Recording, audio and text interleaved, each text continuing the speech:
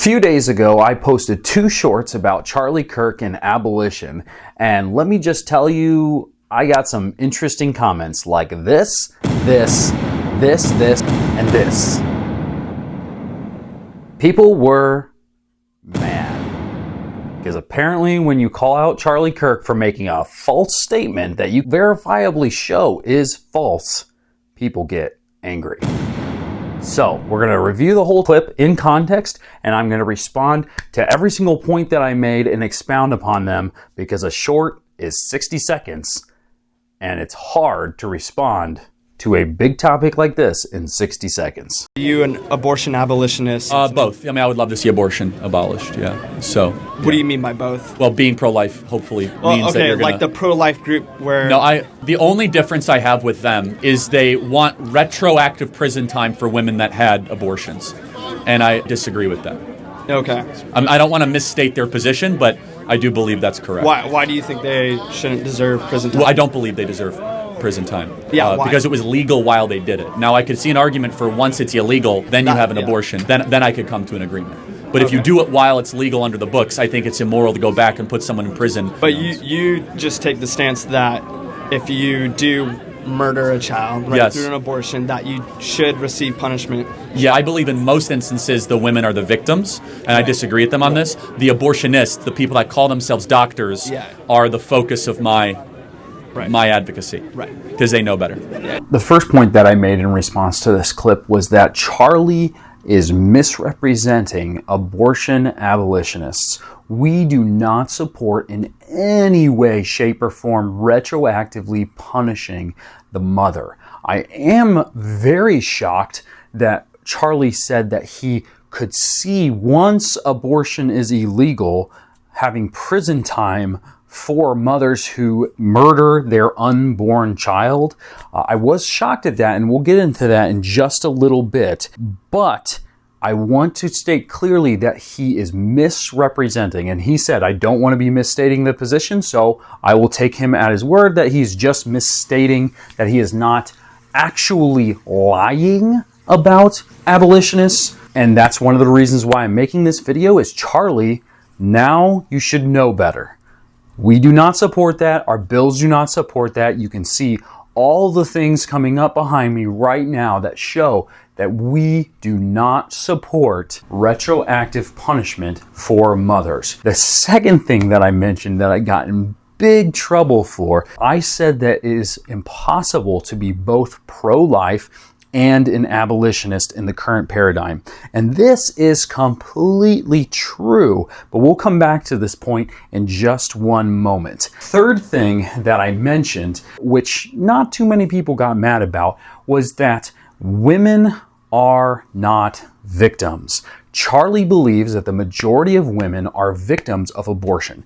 This just simply makes no sense. Women are taking part in murder. Murder being the premeditated, unjust taking of innocent human life. That is what's going on. Women are simply hiring a hitman in one case, or being the abortionist themselves. So I would ask Charlie here, if I were to see him face to face, what would you say, Charlie, to a woman who is the abortionist herself? Is that someone that you opposed? Or do you think she's a victim as well? She's a victim of the pill industry. Do you think a woman who has had 20 abortions is a victim?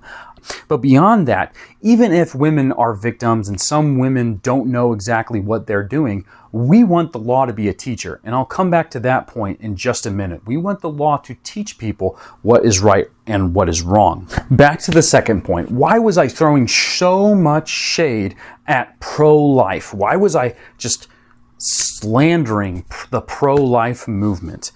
Well, I think you'll see in these clips here that it's not exactly what you thought it was. Here is Carol Tobias, president of National Right to Life, and what she has to say about women being victims, secondary victims of abortion. To be made there, that there needs to be that same demand for justice for that child. Which, do you see? Oh, I understand the question. The pro-life movement has a lot of women who are active in it who've had abortions. And they very much argue that the mother who got the abortion is also a victim. But certainly, it's only national right to life, right? You're not going to get me to say that I want to throw mothers behind bars. That's not the view of this entity. That is not the view of this convention. It is not the view of the pro-life movement. That was Brent Leatherwood of the ERLC, committee of the SBC, the Southern Baptist Convention, the largest Protestant denomination in the entire U.S. But certainly these are the only two people perverting justice. These are the only two people who are writing laws to allow women to legally murder their children, who are supporting laws that carve out special murder rights for mothers. Certainly these are the only two, right? Here's another one. Samuel Lee, a pro-life leader in Missouri. I've written testimony here, which I've submitted and have emailed to you. Just a couple points. Last year, about this time, many national and state groups issued a statement saying that they are opposed, I'm going to read that, they're opposed to any measure seeking to criminalize or punish women because it is not pro-life, and we stand firmly opposed to such efforts. And Samuel Lee opposed the bill of equal protection that was brought forward in Missouri. It didn't take pro-choicers to oppose the bill. It only took pro-lifers. Certainly he's not got another clip, right? Well, here's Marcus McIntyre, a state legislator in Oklahoma, stating the truth after just having received a rose from pro-life organizations for his excellence in supporting the pro-life movement. I'm just asking you if you would consider supporting a bill to abolish abortion in Oklahoma. No, I will not support a bill for abolishing abortion in Oklahoma. You believe that people should have the liberty to make their own decisions. I was you at one point. What happened? All right. But certainly pro-life leaders don't describe the movement as a whole as supporting this idea. Certainly the end goal is to make abortion completely criminalized, completely illegal across the board. Here's Carol Tobias again describing the entire pro-life movement. For the almost 50 years that it's been in existence, has never called for, at least never officially, not as a movement, there might be a couple voices out there, have never called for punishing the woman who gets the abortion. Let's go one step further. There would have to be pro-life legislators that would switch, and they would support a bill of complete abolition if it were brought to the floor. If abolitionists actually got a bill to the floor, well, we live in such a time that actually happened with HB 813 in a very, very, very crazy event. An abolitionist bill actually made it past committee and brought to the floor. And when it was brought to the floor, what happened? 70 pro-life organizations, the names that are scrolling behind me right now, wrote a letter saying that they do not support any bill that would criminalize the mother who murders her children. They want special murder rights carved out for mothers, not the mother who's had the second abortion, the 20th abortion, nothing.